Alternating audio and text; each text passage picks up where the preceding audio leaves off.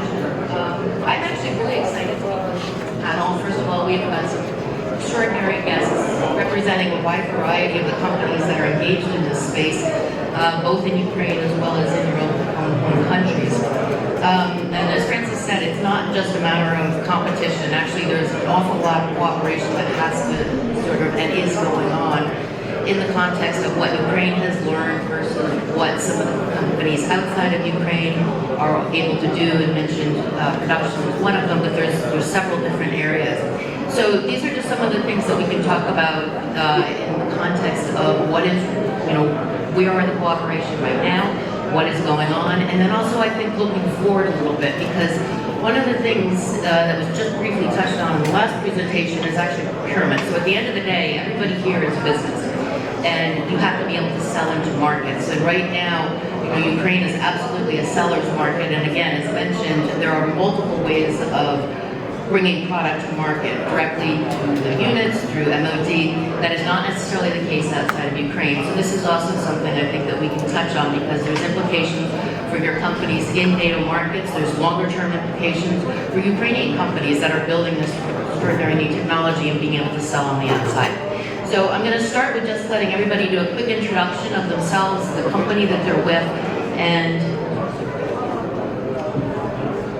hi everyone, so I'm the international campaign lead for BAE Systems in the digital intelligence space.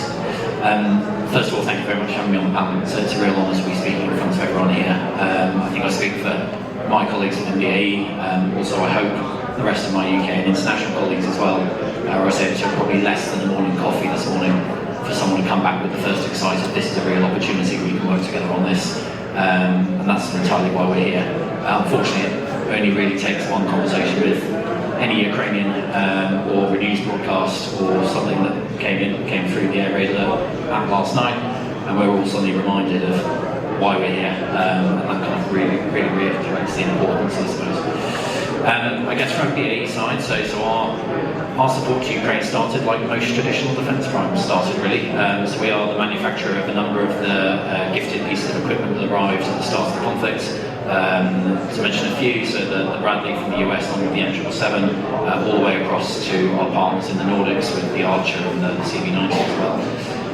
Around that we've tried to build a bit of an umbrella of support both to those platforms and capability, but actually also to work closely with Ukrainians in what their kind of real urgent needs are. That's anything from the kind of the maintenance and repair of these vehicles, but actually all the way through to deploying additional systems in the SEMA products and EW spaces, and all the way over to supporting our colleagues in Ukrainian governments and critical industry around their cybersecurity needs as well. So we've really kind of branched out across the capability set. We're quite proud we have a number of partners in the Ukrainian industry already that we work with on a regular basis. But actually, what we're trying to speak to today is exactly what is the kind of the benefit here of doing it in silos. There's a far bigger benefit here of doing it as an ecosystem. Lots of points to make, but I'll hand over to the next one of my colleagues for the Yeah, hello everyone. Oleksandr, Berezhny, Managing Director of Quantum Systems. And we are a manufacturer of ISR UAVs. We are Germany, US, and the Ukrainian company. And we're a very good example of what everyone is currently talking about, like joint ventures, producing in Ukraine, outside Ukraine, technology transfer, all of this. Yeah, all of this we've already done. Yeah, we are producing in Germany, we're producing in the US, we're producing in Australia, we're producing in Ukraine, and we are delivering it across these points, and we are really became a part of Ukrainian fabric of defense. And we are really happy to share our knowledge, we are happy to even provide guidance. That's why we're also a part of technological forces of Ukraine, because we see that without strong Ukraine, without their technologies that are being developed and then that are being brought to the European Union, to the US, overseas, there is no defense at all. No one needs like drones to be purchased and stored for years in their stocks. No, everyone really needs to have up-to-date systems, battle-proven, with Ukrainian hands on it. So that's why we're here, and that's the reason we are pushing these topics to get those technological processes in Ukraine. My name is Austin Howard. I've been working in drone technologies for 15 years now. I started 3 people in a garage in Silicon Valley, and I myself here in Ukraine 15 years later, seeing those technologies that I've been building for 15 years in action. Part of Shield AI. It's a defense technology company in the United States. We have a global presence with offices all over the world, including Europe, many offices in Europe, and also we opened up an office in Ukraine last year, 2024. So we came to Ukraine in 2022 with the support of European donations. And we found out very quickly that we were not prepared. We failed in the battlefield, and instead of giving up and going back, we went to the drawing board. We talked to soldiers in the field that were fighting, and we figured out what technologies worked, what techniques worked. I led a team back in the US that tested some of the upgrades over a 6-month period of time, and then we came back last summer, June of 2024, and proved the systems in Polygon in Zhytomyr, and then quickly were invited to go back out to the battlefield late last summer. And we were fortunate enough to be able to participate in a real operation that first operation took out an SA-11 boom system with a coordinated HIMARS strike. So the company, a little bit more on the company, they have 2 business units. We have hardware, so we have a vertical takeoff ISR drone, but our primary focus is software to enable autonomy on other flying platforms. So we are trying to sell software to enable advanced capabilities. We've been working on software for 10 years, and we want to be able to connect that with other capabilities.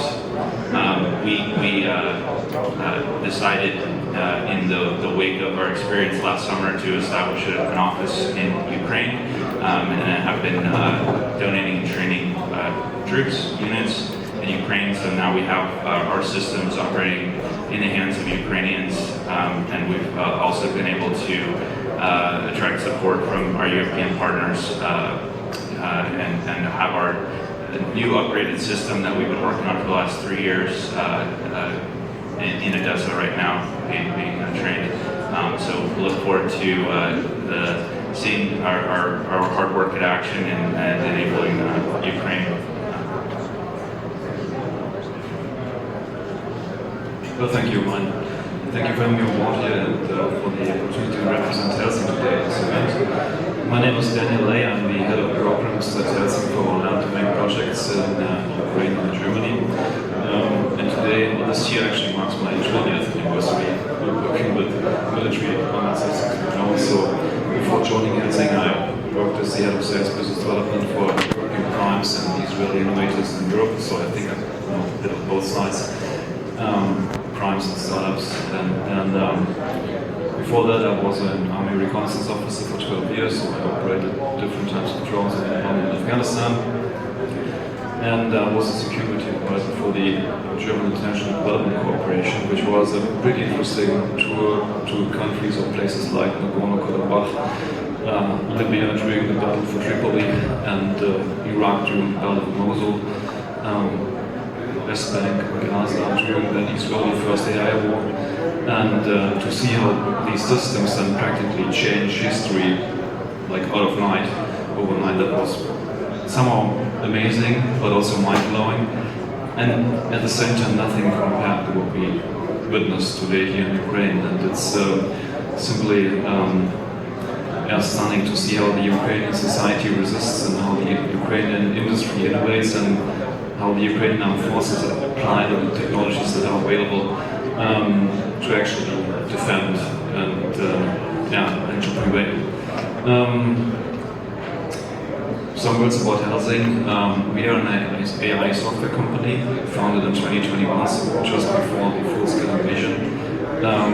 Today we employ some 800 employees. I can't tell you exactly because it's growing very fast. So I joined 2 months ago. I'm employee number 752. It's probably 800 now. Our focus is actually to provide software autonomy to some of the critical military processes like ISREW, targeting in all domains. And today we are contracted by several Western European countries for our systems. And we're very proud that we are contracted by the Ukrainian government for the delivery of several thousand strike drones funded by the German government that employ our software AI tools. And by this very moment we are switching from our very first hardware platform to the second hardware platform, and I'm really excited to and looking forward to launching, rolling out, starting to roll out of the hardware platform pretty soon, speaking of weeks. And for us at Helsing, for the employees, I think that's probably true for all of our companies and for the employees. This is nothing like a 9-to-5 job. I can assure you, also not in Germany or in UK or France or team here in Ukraine. This is really something personal, and we do this out of conviction. Yeah, thank you. Hello everyone. My name is Yaroslav Azhnyuk. I'm a CEO and founder of 2 defense companies, TheFourthLaw and OddSystems. I've been in technology business for the last 17 years, building a number of companies. One of the most successful of them is a company called PetCube, which is the world's leading pet camera maker, allowing you to watch your pets from afar and toss them treats. So we went from that to making cameras with propellers that toss explosives to Russians who came to kill, rape, and occupy our land. So I think that's a good continuation. While building PetCube, I spent 6 years in Silicon Valley. Might have been there. I don't know. Learned a lot how to build businesses Silicon Valley style. Learn a lot how this whole entrepreneurial startup journey works, and also how what we call the techno-capitalist machine works. And I hope to put that to work here in Ukraine while building these defense companies to bring to the defensibility of the eastern flank of the Western civilization and the values we all keep dear to our hearts, such as liberty, such as freedom, such as what we call in Ukraine voda, which translates both as will and as liberty.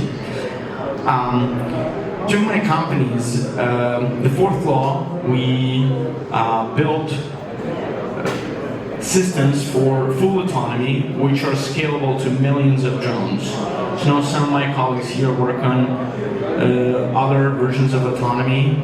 Our autonomy is basically modules which run on very affordable hardware worth less than $100. It can be put onto, or hundreds of dollars, it can be put onto every single drone, including those FPV drones worth just $500 a piece.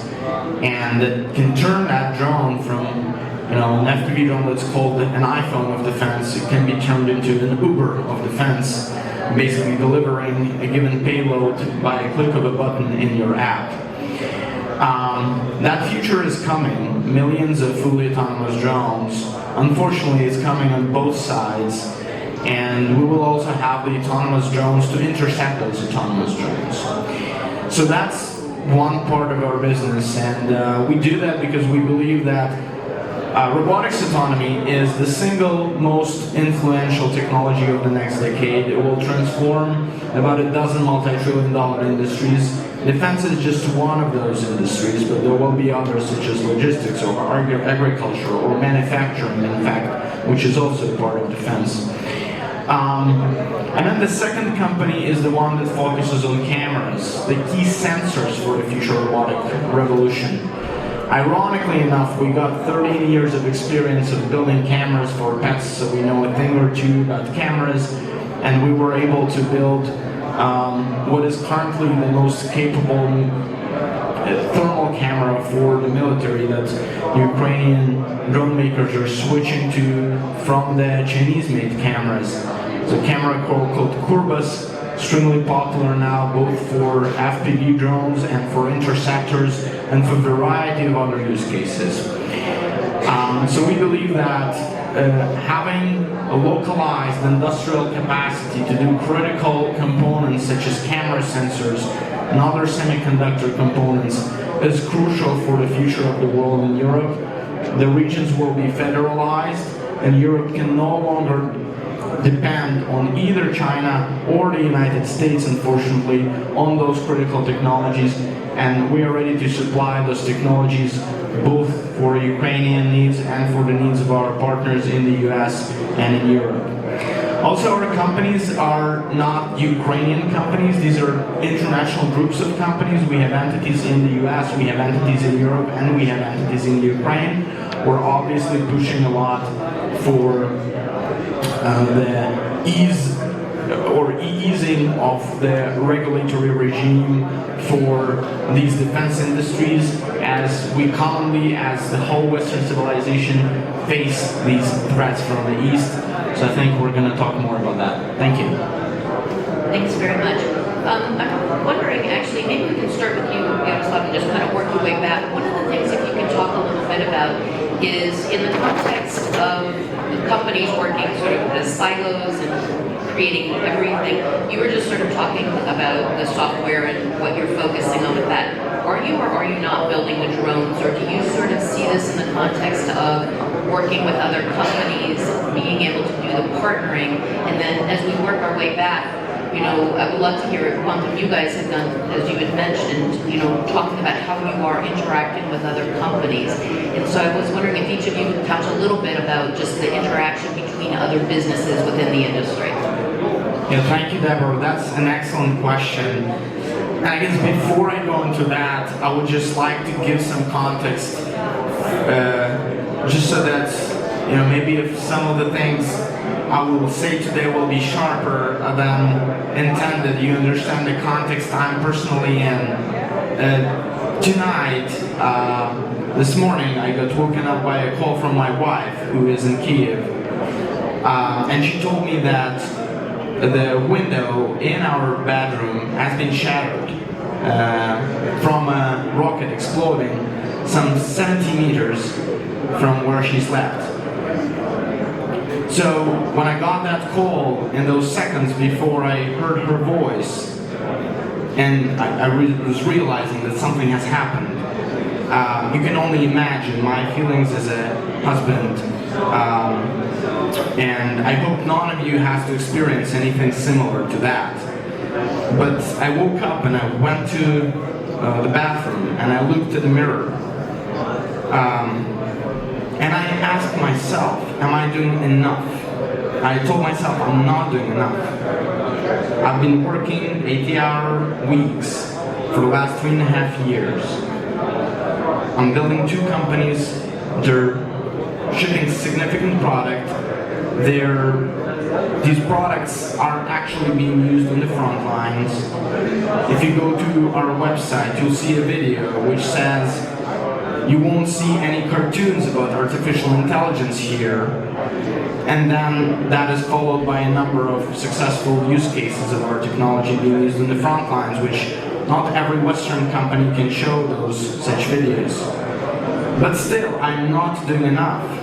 And I would like all of you, when you look in the mirror tonight, and then tomorrow, and then for the next year, keep asking yourself, are you, as a powerful man, powerful woman, sitting in this room now, are you doing enough? Are you clear with your own consciousness that you are doing everything you can to stop this hell?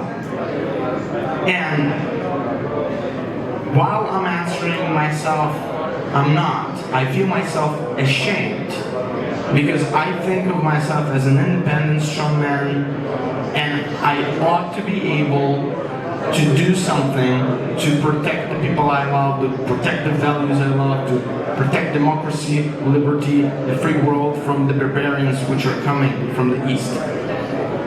So I hear a lot of words here, but I would really want each of us to ask ourselves, are we doing enough? And keep asking ourselves until the enemy on the East is not crushed. It should be Ukraine which is a training ground. Russia should be a training ground. We have framed ourselves into these boxes of thinking where we say this is impossible and that is impossible. It is impossible to continue like that. We have to change the framework of thinking. And with that preamble, I'll say yes, when we started these companies, we have obviously knew that there are other companies making all kinds of drones, and the whole field of drones is evolving. So we tasked ourselves on making the components and software which is transferable around domains, which does not go obsolete so fast, which builds on the previous versions all the time. So we are integrated with dozens of drone manufacturers, both our terminal autonomy modules, TFL1, and our thermal cameras, Kurbas 256 and Kurbas 640. Many companies are using those very successfully. I think it is very important for the companies to cooperate and to collaborate and to have these centers of expertise and centers of excellence, and not to try, be one guy that knows it all and makes it all. So that's our approach. That said, we do also make the end products. We do also make FPV drones. And we do also work directly with the military brigades, where we get their direct feedback about how the products are being used, which is very, very important as well. I keep hearing that some of the Ukrainian drone technology is rather low-tech. And I recently came up with what I think is a beautiful allegory for that. So an FPV drone, everyone knows you can assemble an FPV drone in your kitchen. So in that way, an FPV drone is very much like a burger. Burger you can also assemble in your kitchen, right? So burgers, FPV drones, commodity. But McDonald's, you cannot make McDonald's in your kitchen, or Burger King, or In-N-Out for those of you who prefer it. So these Ukrainian companies, they have built these enterprises which can give you your burger with onions or without onions, really fast, high quality always, and keep evolving. New buns arrive and you get new cool fresh buns for your burgers. And that is something that you got to appreciate. So don't fall for the trick that this is low tech. The burger is low tech, but the process of making the burger, those are the ones you should be partnering with and cherishing these new Ukrainian McDonald's. Thanks.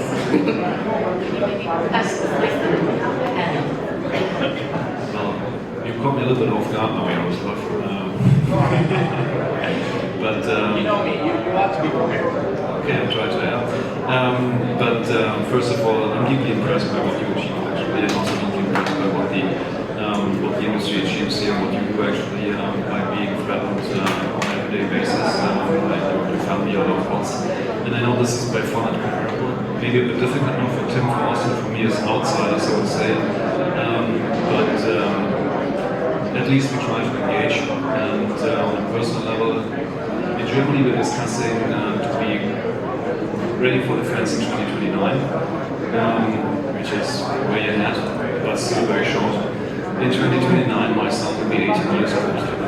So this is a little bit more my personal motivation that we assist them back in Western Europe to get their act together, and it takes a long time, unfortunately. So this maybe has a little preamble so that also some are engaged. But even though returning back to Germany tomorrow for a week or something, I'm not really motivated, because when you're back over there in Western Europe, you see all the societies are somehow neglecting what's happening here. That's my personal opinion, and I'm not a diplomat. That's just as a preamble. For us as Helsing, operating in Ukraine and also in Western Europe as a startup that we still are, I can assure you we are still a startup in many ways, not in all ways, but in many ways. We are convinced that technology itself doesn't bring the change that's needed to actually prevail in combat, but it's the way you can apply technology. And therefore we design our systems in a way that they are software defined, so that you can update, practically speaking, you can update them at the time of relevance. And speaking of this, of course, requires of you to design the systems accordingly. And right from the start, it was pretty clear for us at Helsing that we will not do this alone. So when you want to enter the air domain, which is pretty complex, thinking of fighter jets, you can't do this as a startup right from the start. So we have to find partners, and we found a partner in a prime company. Snap, for example, is our partner in this case. They are on levels, I think, some of the primates are in terms of employee numbers, but still in this project they are themselves subcontracted for Europe, which is a huge complex project. And when you enter these relationships, you will have to take into account that operating together with primes, their organization has really over decades adapted the organization of the state procurement agencies. Like for every department on the procurement side, you find a department in the company organization. That doesn't make them particularly innovative or fast. And that's the reason why I think it's useful to have startups like Quantum Systems or Helsing in established defense industries in Western Europe to disrupt a little bit and, sorry for the words, to kick some asses and to get things moving. And on the other hand, it's absolutely natural for us to also cooperate with our startups because there's a mutual benefit in it. Not only for us adding value to the system primes, but also mutual benefit of cooperating with our startups, and we do so also in Ukraine. So our first hardware being developed together with a Ukrainian company. And over in Western Europe, we are right now in the process of offering several complex systems where we cooperate with up to 10 partners. Not on the prime subcontractor, but rather on the teaming level, which is necessary because the systems live from the cooperation. So yes, I think there's no way breaking into these established industries by thinking we can do the same.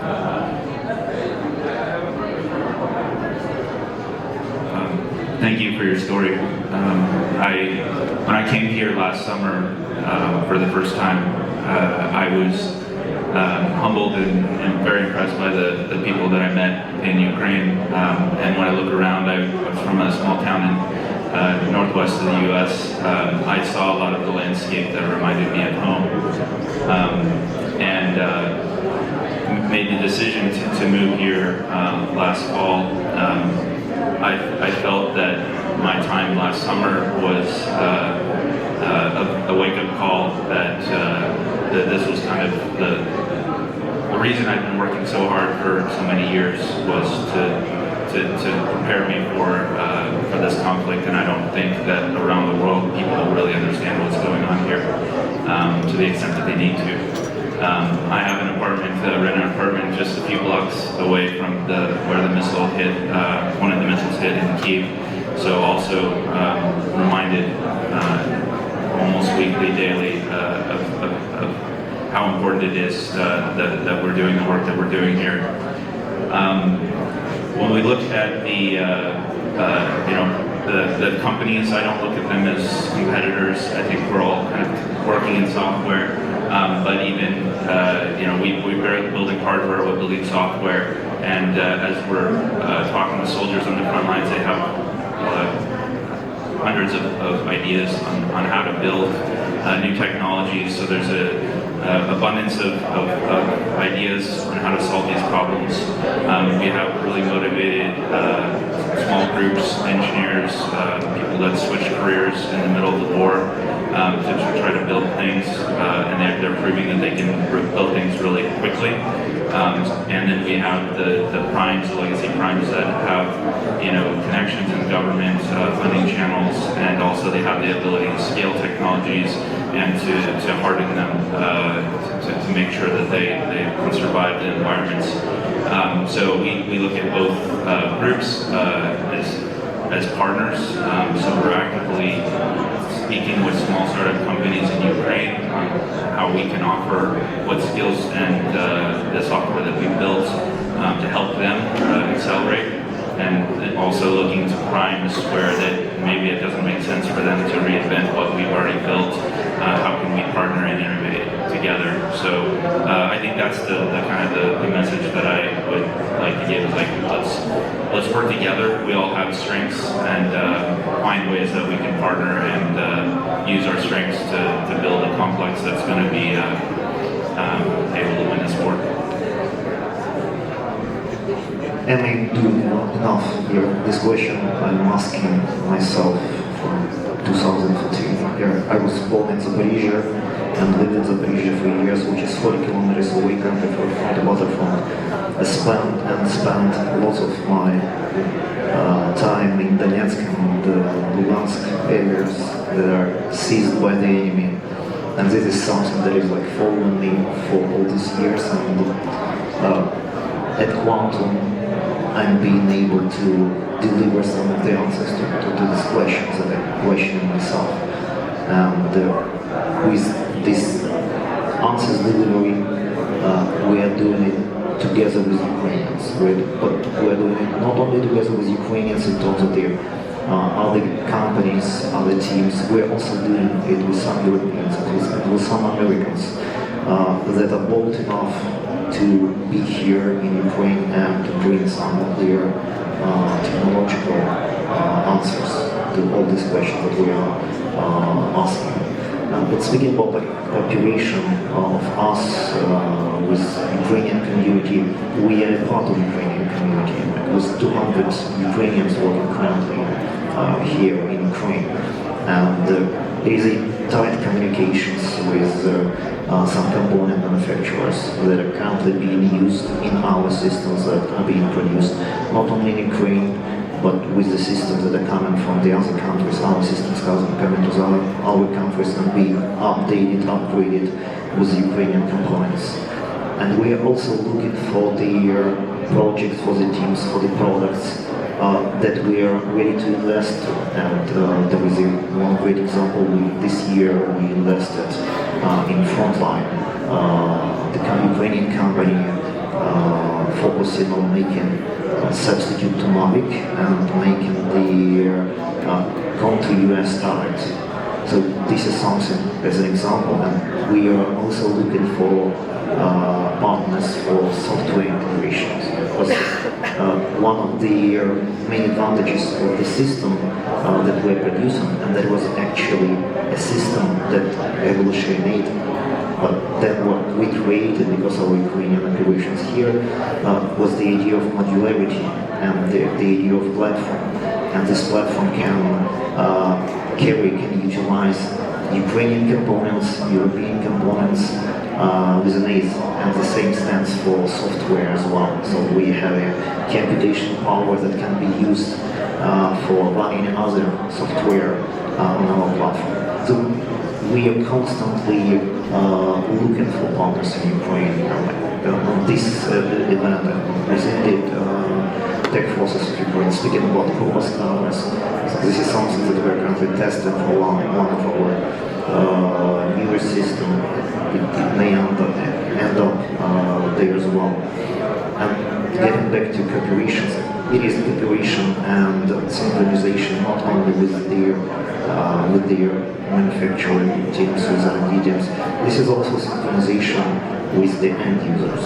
And it is multi-layer. It's starting from their simple operator working on the system every day. And we have almost 1,000 of them currently flying. And they are all unique, and we have personal bond to each of them. And the same goes to the higher level, to their commanders, because then you have to understand how to adopt your system. But moving further and getting back to their thesis that it is of crucial importance for the European countries and for the US to utilize Ukrainian technologies. A very good example is one of the tenders that we won in Germany. You all know this from European procurement systems. The hardware has to be locked, the software has to be locked, no changes. And then when we are getting the German operators here in Ukraine just for testing the system in the current conditions, and then they are comparing it to the system that they are going to receive like the next year with a tender that was won a year before, they see like a huge gap between the technologies, and this is something that we all should we should jump over this hurdle. We should find the way to make this cycle faster, easier, and to benefit from both sides. Yaroslav, first of all, I guess thank you as well for your story. To answer your question, I think from our perspective, I can't remember now who mentioned it around people in the West understanding what is happening. I know from the people that we deploy out here regularly, there is a real recognition of everything that is happening in Ukraine, and I know that from an individual level, that is a question that is asked not just by me, all of my colleagues, all of the time, and it is this kind of constant, I think, cycle of yes, we think we are, no, we're not, yes, we are, no, we're not, and it's definitely a roller coaster for us, but nothing in comparison to being here and being based here, so thank you for your story there. I think the question around how do we interact with industry and how do we partner is a really interesting one.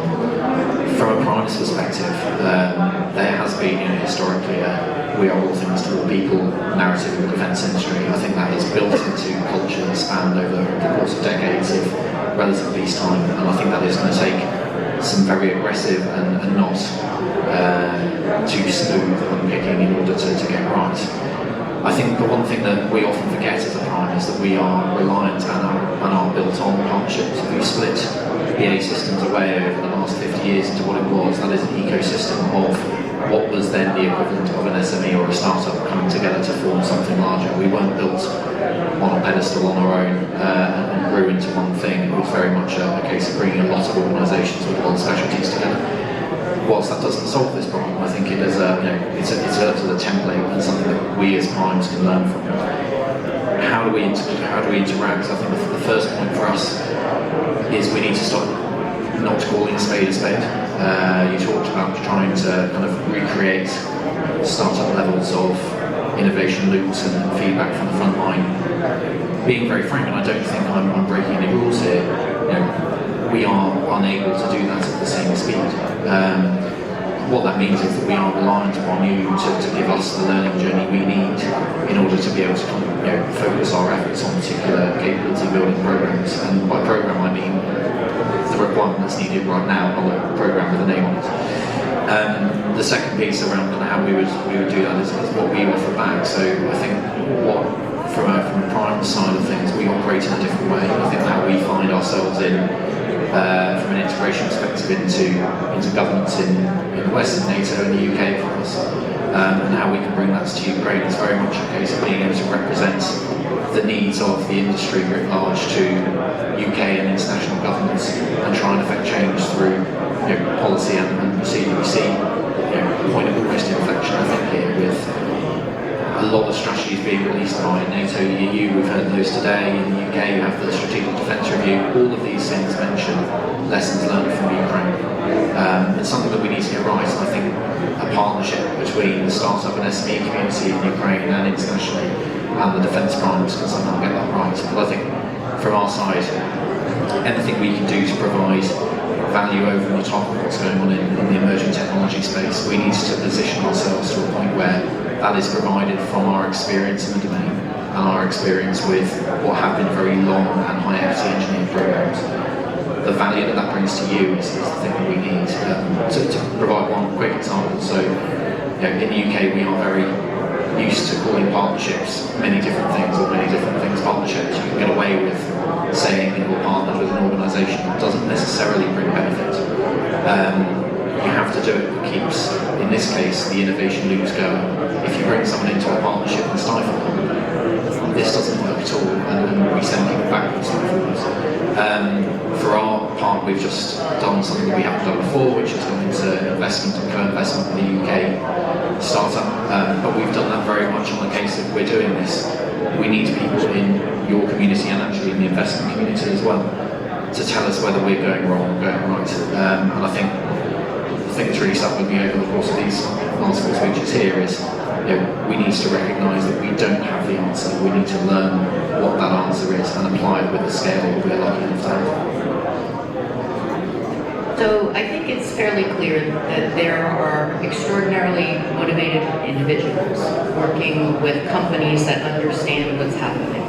You are all talking about the fact that you understand that there is need for cooperation and back and forth. And actually what I would like to bring this to is again sort of the purchasing side of it, because within Ukraine all the rules have been broken, they really have, and they've rewritten things quickly. And we were actually talking about this quickly last night, that when there's an emergency, it's easy to say, okay, we're getting rid of these 42 pages of code because we have to get this out in the front right now. I would like to actually put something out, and this is as much for European, NATO, United States, partners and allies in the context of purchasing and procurement. And you just said it, you knocked it right out of the park with what you said, Oleksandr, in terms of you buy now, it's obsolete in a year. This is something actually that partner countries, NATO countries, have to start thinking about how they are going to be able to change, because we've got an extraordinary range of talent. Everybody is willing to and able to work, across the board to innovate, to figure out how to problem solve. But at the end of the day, there actually is the buyers for all of this are governments. And so, as just kind of the last question, I would like to actually, put out just a quick challenge to each one of you in the context of, if you had the chance to make a recommendation to your home country governments, maybe not Ukraine, but in German or anywhere else, what would it be? And then Yaroslav at the end, obviously again not to Ukraine, but just NATO writ large, EU writ large. If you would just give some idea from the ones who are actually selling this out, who are trying to explain what is it that governments need to know to understand to make you guys better at being able to deliver what soldiers need. Yeah, so very good question and a very complex answer. And now I have the choice of giving one statement, which is going to be tricky to pick out of a list. No, I think the one thing I would say, very traditionally, we are built on a procurement program in defence, whereby we are very used to procuring a number of units of a thing. That is hardware traditionally, but we favour very long lead times, long procurement cycles, long development cycles, and we go for the very high equity, can't be replaced anywhere else, we'll go relatively small scale, and that's something that's been built into our kind of subconscious over the last 30 to 50 years. I think where, from an industry perspective, even as a prime, and I'm sure there's members of the startup community who feel this far more acutely as well, we've benefited from that. But certainly where we find it very difficult to adapt is where that is laid over the very urgent requirements to be able to innovate and iterate quickly and at scale. We're very fond, I think, in most of the Western world of going for we will contract you to deliver X number of things, and that is what you should do. There is no engine and no necessarily kind of process around the ways of working to allow industry the freedom almost to say, go and solve this problem. I think what's been proven in this kind of defence tech revolution, as I call it, is that, as you say, if you create a product or you develop a product, the ability to then keep that in theatre and keep that effective requires ongoing iteration. It's not just a support model, it's redevelopment, it's recreation of the same thing, but responding to the changes in threat and the changes of the adversary. And I think if I was to give one message already to government, is how do we, between industry and government, create a way of contracting and bringing industry to market that allows people the freedom behind the provision of just kit into how do you then future-proof that kit in an industry and a situation that's fundamentally changed since 2022, slightly before that as well. So I'd probably highlight several points. The first one, and a good example of what may help to ease their inter-exchange of technologies and their the cooperation with technologies. For example, in Germany, Ukraine is still considered to be a non-friendly country. With lots of limitations, for example, on the intellectual property use. Ukrainians officially are not allowed to take part in the systems that are being developed for Bundeswehr, for example. And this is something that really, and I'm pretty sure, I'm speaking just only about Germany, but I'm pretty sure that these procedures and this Ukrainian perception still exists not only in Germany but also. And if we are to ease these barriers, if we are to find the way for the newest technologies, for the newest defense technologies to move across all eyes, this is the way to do. This is something we should definitely break this barrier. Yeah, it's a very difficult question. I also have many ideas. I think we came here and it took us 6, maybe 9 months to try to just make a map of how procurement works and how who's making decisions and who do you need to talk to. And as the people that are controlling a lot of those decisions are on rotation, so the faces change and some of those experiences are lost. I think that Ukraine is investing a lot of streamlining a lot of those decisions and building organizations that can help.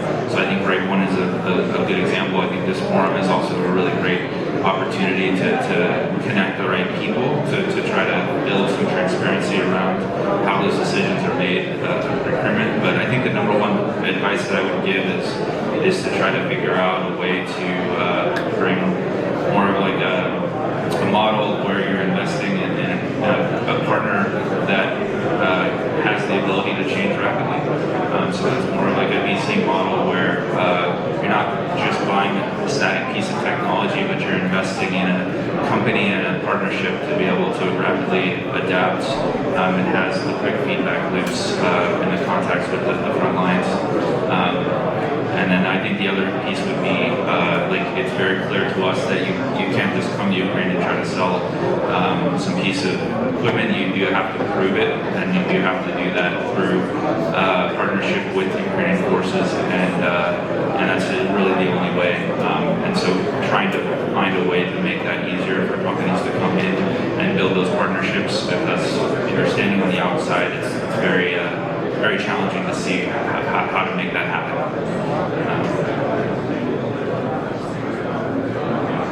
Unfair question. The very easy, but maybe too easy and short quick answer would be probably to say, take a look at the Ukrainian procurement cycle, make a description, copy, paste. But that's maybe too easy now to enter the procurement action, because that will also be unfair. There are a lot of very motivated and qualified people in these processes, and for every rule and regulation you'll probably find some incident that led to implement this rule. But looking at the Ukrainian experience, I think what's the most important lesson learned is that you have to ask the actual users more often. You have to establish a feedback cycle. And why don't you just, it sounds easy, it's not easy in reality, but I think you have to find a way where you ask more for user feedback right at the beginning, and then you implement a cycle where you can change the systems over time, and also to allow more competition between different users by using different systems, and have the courage not only to buy and procure one system but several, so that you can take a look at the systems over time.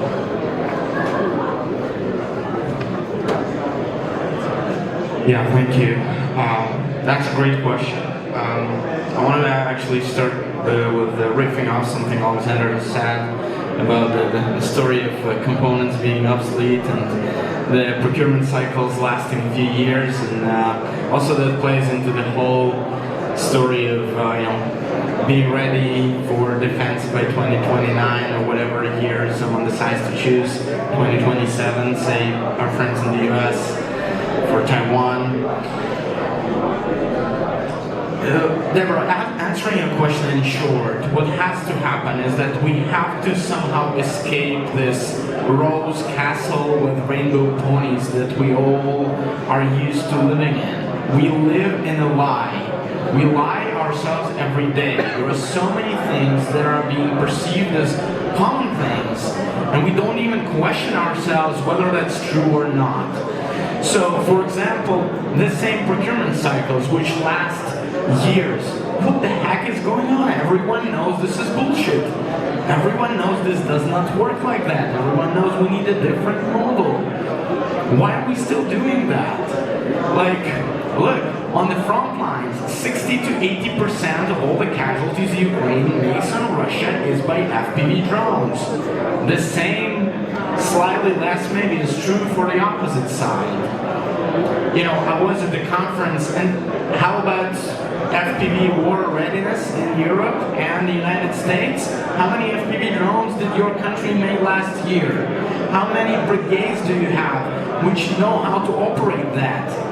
Zero, or a number so small I would need a microscope to see it? You know, and then they say this low tech. You know, Ukraine has about maybe over 200 companies making FPV drones. But when you go to the actual brigades on the front line, you ask them which ones they use. Do you think they'll give you 200 names? No.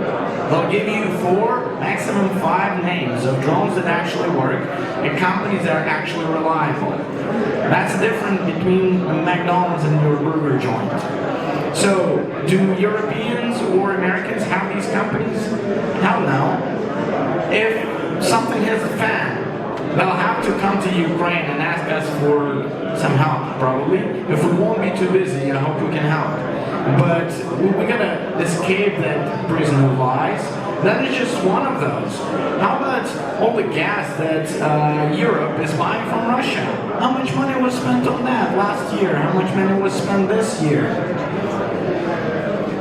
Is it really impossible after 3.5 years not to buy that gas from Russia? Have you seen the graphs of different components being supplied by Germany to Kazakhstan, Kyrgyzstan, Uzbekistan? Have you seen how they jumped about tenfold over the last, since the full-scale invasion?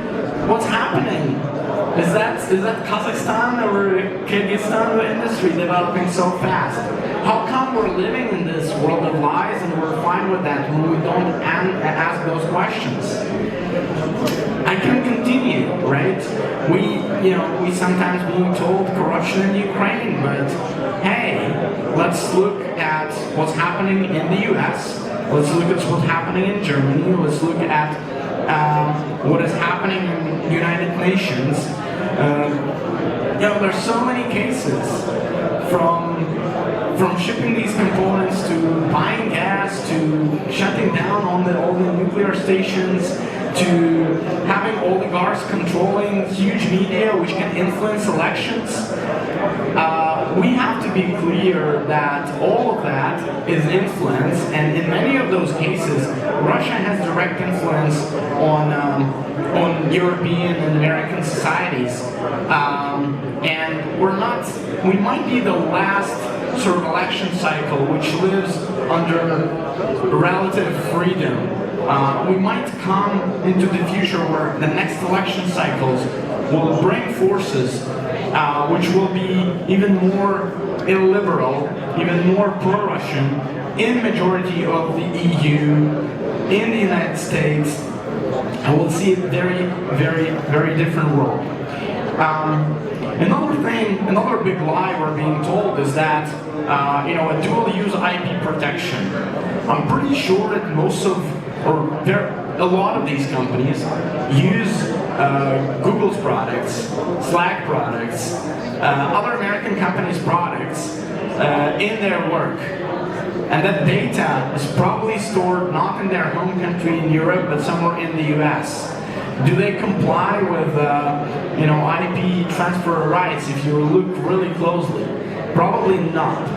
So what has to happen, we have to break free from those lies. We have to break down the barriers.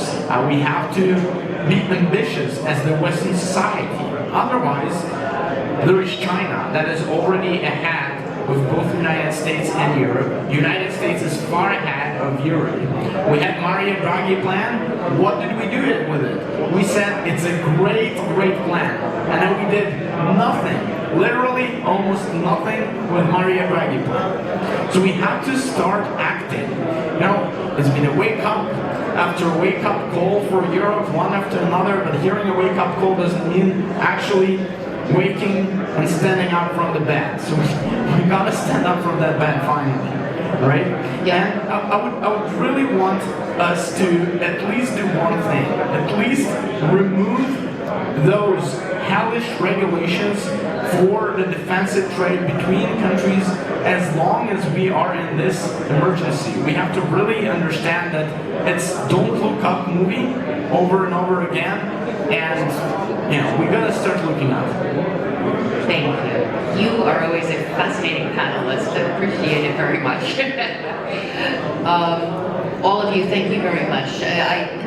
In some ways, this is just barely the tip of the iceberg of the conversations that need to be going on in terms of this cooperation, the coordination, where some of these challenges are, how business can work better with government, and actually at the end of the day, the end user as well.